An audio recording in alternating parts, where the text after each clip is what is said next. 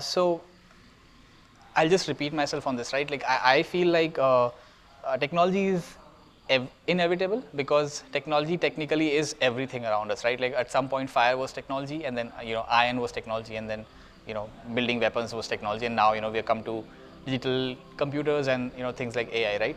So uh, the interesting question for me with the future of technology is that who gets a say in building it, right? Or who gets to build it?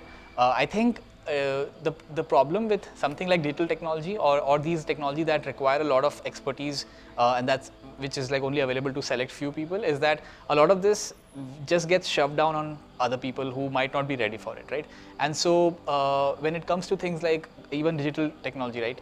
I, I take a lot of pride in repairing the stuff I have, even when it comes to technology, right? Like let's say you buy a TV or you have a washing machine. If it breaks down, you want to be able to repair it, right?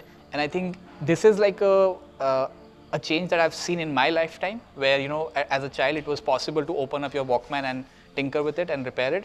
And as you keep going through the years, it's every time my phone breaks down, like my first fear is that it's going to be an expense of 20,000 at this point, because no one's going to repair it for me and they'll ask me to buy a new phone. And 20,000 is a lower estimate. Like usually phones can go till like 60,000-70,000 these days, right? And the fact I used to think of like things like freedom being talked in the context of technology very abstract, but like that is like a one kind of a oppression that I feel like I face every time something breaks down in my house, right? Like if a laptop breaks down or a phone breaks down, it's immediately my concern is that I have no way to fix it and now I have to buy like 60,000, right? Now, if you think about how important these technologies are these days, right? Like people's livelihoods now depend on these kind of things, right? Like an Uber driver cannot function, cannot make a living if their phone is not working, right? And so the fact that if a phone breaks, the only thing you can do at this point is buy a new phone means that you are putting so many people at disadvantage, right? They can't make a living because they don't have access to that technology, right?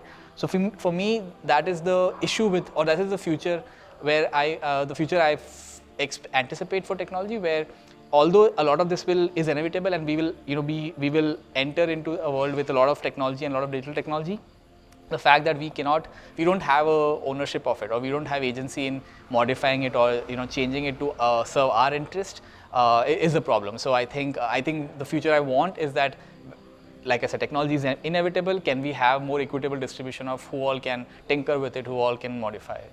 I have a slightly moderate view on standardized education, right? I feel like I don't have as much of an extreme view about that, how that is completely bad, right? I feel like it has its place.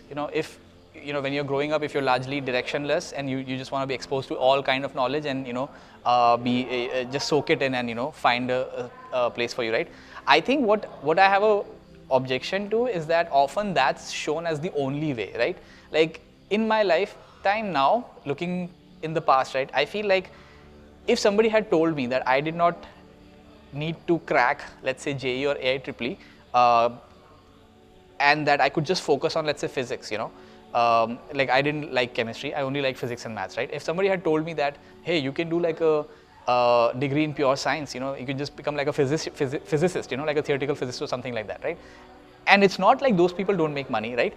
But I think the issue is that we were always, there was this notion that there's only these tests that you have to pass, which will make you successful, right? Which in hindsight was a lie, or it was like a lack of information about some of these things, right? Like, so it's not like, I'm not saying that, oh, you all forced me into engineering, I hate engineering and I wish I had done something else, right? Like I actually love engineering, but had I been just told that, oh, you could just study physics, maybe I would have been a great theoretical physicist, I didn't need to, waste some of those time picking up these courses or skills that I did not have interest for, or did not have affinity towards.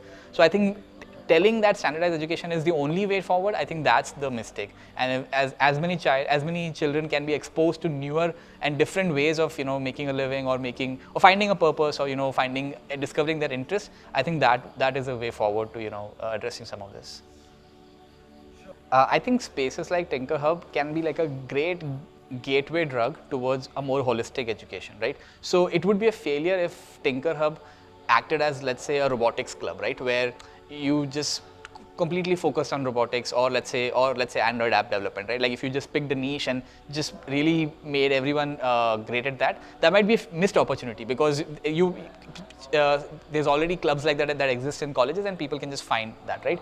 I think what an informal community outside of their college gives them is an access to, like, it kind of accelerates their adulthood, right? Like, so they, while being in college, they get to a place like this where you have everybody who's some of you are designers, some of you are engineers, some of you are like policy people, and where else do you get to engage with such a diverse crowd with different skill sets and different opinions, right? So in that robotics club that exists in their college, they might not get exposed to ideas that question why even build a robot, right? But it is nice that this place can be that, right? So you all are in a way like a bunch of elder brothers and sisters who just like show them like what adulthood looks like, right, in this industry, or using these skills, right? I think that would be a great space for this place to fill, where tech becomes like the gimmick, right? Everyone wants to, like, I feel like if some of these kids told their parents that, oh, I'm just gonna go hang out with a bunch of, elderly bhaiya and didis, right? They will be like, wait, why are you wasting your time, right? But yeah, sure, I'm here for a 3D printing workshop, right? That's a great sell, right? But I think there is an opportunity, and there's a responsibility, right, for you all to expose them to higher questions, or like much more deeper thinking about some of these issues.